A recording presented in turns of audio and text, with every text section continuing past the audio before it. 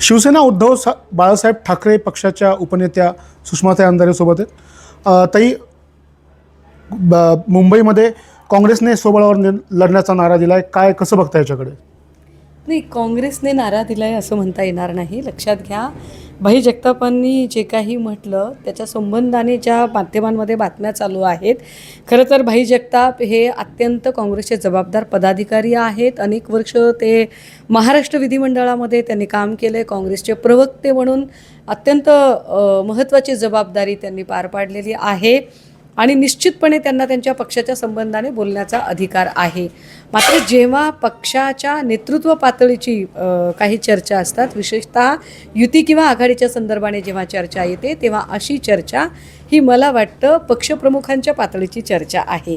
मी माझ्या पक्षहिताच्या संदर्भाने किंवा भाईंनी त्यांच्या पक्षहिताच्या संदर्भाने निश्चितपणे बोललं पाहिजे. मात्र पक्षाची युती किंवा आघाडी यावर जी काही चर्चा होईल ती चर्चा जेव्हा स्वतः सन्माननीय सपकाळ साहेब बोलतील किंवा सन्माननीय पक्षप्रमुख उद्धव साहेब बोलतील, तेव्हा मला वाटतं की ते आपण अधिकृत मानावी. तुर्तास तरी अजून निवडणुकांना भरपूर वेळ आहे आणि मला वाटते काँग्रेसचे नेते बंटी पाटीलही त्यावरती सकाळी व्यक्त झालेले आहेत. त्यावर आत्ता काही बोलायची फार गरज वाटत नाही. त्यांनी असं म्हणलंय की काँग्रेस कार्यकर्त्यांची मानसिकता नाही आहे शिवसेनेसोबत जाण्याची. नाही, काँग्रेस कार्यकर्त्यांची काय मानसिकता आहे किंवा आमच्या शिवसैनिकांची काय मानसिकता आहे, ह्या सगळ्या मुद्द्यांचा विचार नक्की शेवटी होणार आहे. पण या संबंधाने जोपर्यंत काँग्रेसचे प्रदेशाध्यक्ष अधिकृतपणे बोलत नाहीत, तोपर्यंत आपण याच्यावर आत्ताच काही भाष्य करणं हे उचित असणार नाही.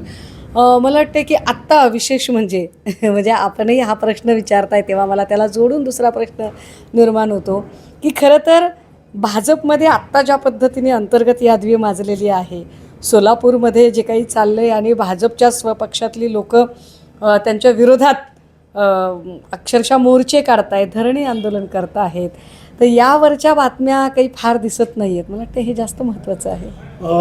त्या संदर्भातच एक प्रश्न आहे. मुंबईमध्ये युती होईल असं सांगितलेलं आहे भाजपने, मुख्यमंत्र्यांनी सांगितलं ऑफ द रेकॉर्ड.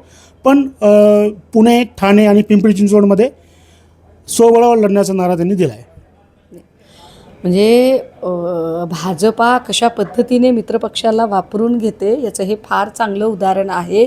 एकीकडे भाजपाने अजितदादांच्या मदतीने एकनाथ शिंदेंची बार्गेनिंग पॉवर चक्क झिरोवर आणून ठेवली आणि दुसरीकडे त्याच अजितदादांचे 3 आमदार आपल्या पक्षाकडे वळवण्यासाठी रात्रीतनं मोर्चे बांधणी केली. हे जर सगळं चित्र बघितलं तर महायुतीमध्ये जो काही कलगीतुरा रंगलेला आहे, विशेषतः पुण्यातलंही आपण उदाहरण बघितलं तर पुण्यामध्ये शिंदे गटाचे आमदार रवींद्र धंगेकर ज्या पद्धतीने मुरलीधर मोहोळांवरती आरोप करत आहेत आणि भाजपच्या दुसऱ्या खासदार मेधा कुलकर्णी यांच्यावर गुन्हा दाखल होण्यासाठी अजितदादा गटाच्या रुपाली ठोंबरे आक्रमक झालेले आहेत, हे सगळं बघता महायुतीमध्ये आत्ताच राजकीय फटाकेबाजी फार जोरात सुरू झालेली आहे हे चित्र दिसते. निवडणुका तोंडावर आहेत असं असताना भाजपनी आणि म्हणजे महायुतीने त्यांच्या 54 आमदारांना प्रत्येकी 5 कोटीचा निधी देऊ केलेला आहे. 270 कोटी निधी हा निवडणुकीच्या तोंडावर देण्यात आलेला आहे. काय झाले, देवेंद्र फडणवीस यांना विसर पडला आहे की ते राज्याचे मुख्यमंत्री आहेत. देवेंद्र फडणवीसांची सध्याची प्रत्येक कृती आणि त्यांची प्रत्येक हालचाल ही फक्त आणि फक्त भाजप नेते म्हणून सुरू आहे. कारण ते जर राज्याचे मुख्यमंत्री म्हणून वागले असते तर मला वाटते फक्त सत्ताधारी पक्षांना निधी देण्यापेक्षा सगळ्यात आधी आज घडीला ऐन दिवाळीच्या तोंडावर मराठवाड्यातल्या पूरस्थितीने जो इथला शेतकरी हतबल झालेला आहे आणि ज्याच्यासाठी पुन्हा एकदा घोषणांचा पाऊस मुख्यमंत्र्यांनी पाडला, त्यातला एक नवा पैसाही बीड, धाराशिव, लातूर इथल्या शेतकऱ्यांपर्यंत पोचलेला नाही.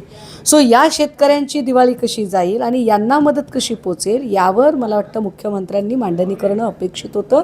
मात्र त्यावर काहीही न बोलता विशेष स्वपक्षातील आणि आपल्या महायुतीतल्या घटक पक्षांच्या इतर आमदारांनाही निधी तो मिळणार नाही, विरोधी पक्षातल्या तर नाहीच नाही, म्हणजे सगळे पक्ष दुर्बल ठरवून आपल्याच पक्षाचे घोडे खाऊ पिऊ घालून तरतरीत कसे करायचे ते तरतरीत करणं त्यांचं चालू आहे. आणि मला वाटतं की हा रडीचा डाव आहे, हा अत्यंत सापत्नपणाची वागणूक. कारण फडणवीसांनी शपथविधीमध्ये शपथ घेतली होती की मी कुणाबद्दलही अधिकचा ममत्व भाव किंवा कुणाबद्दलही अधिकची आकसबुद्धी बाळगणार नाही. परंतु तसं होताना दिसत नाही आहे. सध्या फक्त आणि फक्त सत्ताधारी पक्षाबद्दल ममत्व भाव आणि विरोधकांबद्दल कमालीचा आकसभाव करून राज्याचे मुख्यमंत्री म्हणून वावरण्यापेक्षा एका पक्षाचे नेते म्हणून ते वावरताना दिसत आहेत. MIMने पण सोबळावर लढण्याचा नारा दिला, कसं बघता याच्याकडे? फुलचंदरावांना इकडे MIMने पण सोबळावर लढण्याचा नारा दिलेला आहे. नाही, मला वाटतं की सगळ्या पक्षांना लढण्याचा अधिकार आहे, निवडून येण्याचा अधिकार आहे, प्रत्येक पक्षाला मतं मागण्याचा अधिकार आहे. सो त्या पद्धतीने निवडणुका होतील आणि त्याच्यावर आपण काही भाष्य करणं उचित असणार आहे. आपण बघायला गेलं तर जे पूर परिस्थिती होती आणि अतिवृष्टी होती ह्याचा सर्वाधिक फटका बीडला तर बसलाच, सोलापूरच्या काही भागाला बसला, संभाजीनगरच्या काही भागाला बसला.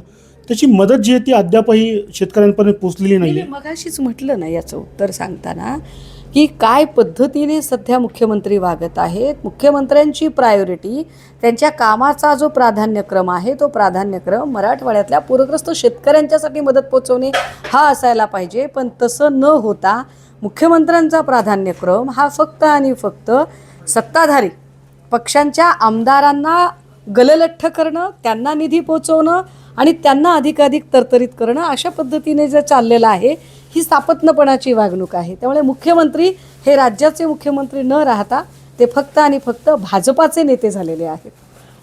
मुरलीधर मोहोळ यांच्यावर पण देखील आरोप होत होते जैन धर्मियांची जमीन बळकावण्या प्रकरणी.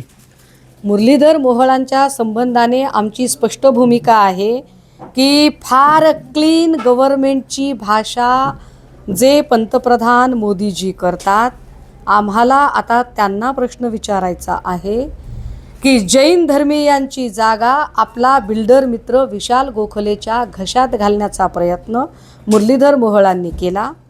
त्याचे अनेक डॉक्युमेंट आम्ही सादर केले. आज अजून नवीन काही डॉक्युमेंट्स पुढे आलेले आहेत ज्यामध्ये व्यावसायिक लोन देण्यासाठी ज्या पद्धतीची नियमावली दाखवली, अवघा काही तास आधी त्याला बोजामुक्त दाखवणं आणि पुन्हा त्याच्यावरती लोन देणं. एरवी इथल्या सुशिक्षित बेरोजगारांना कुठलीही बँक अशा पद्धतीने लोन द्यायला अजिबात तयार होत नाही. परंतु विशाल गोखलेसारख्या बिल्डरसाठी बँका मेहरबान होतात. त्या कुणाच्या आदेशाने, कुणाच्या दबावाने? आणि जर अशा पद्धतीने जर भाजपाचे मंत्री मुरलीधर मोहोळ आपल्या पदाचा, अधिकाराचा गैरवापर करत असतील तर निश्चितपणे ही शासनाची लूट आहे, लोकांच्या कराचा पैसा, त्याची फसवणूक आहे. महत्त्वाचं म्हणजे वर्षानुवर्ष सामाजिक उपक्रमासाठी जी जागा वापरली जात होती त्या जैन ट्रस्टचा हा विश्वासघात आहे. सबब हे सगळं प्रकरण पुढे आल्यानंतर आत्ता मुरलीधर मोहोळांनी राजीनामा देणं हे जास्त संयुक्तिक आहे. आणि होय, फक्त शिंदे गटाचे आमदार रवींद्र धंगेकरच नाही तर आम्ही सुद्धा मुरलीधर मोहोळांचा राजीनामा ठामपणे मागत आहोत. तर नक्कीच या होत्या सुषमा अंधारे.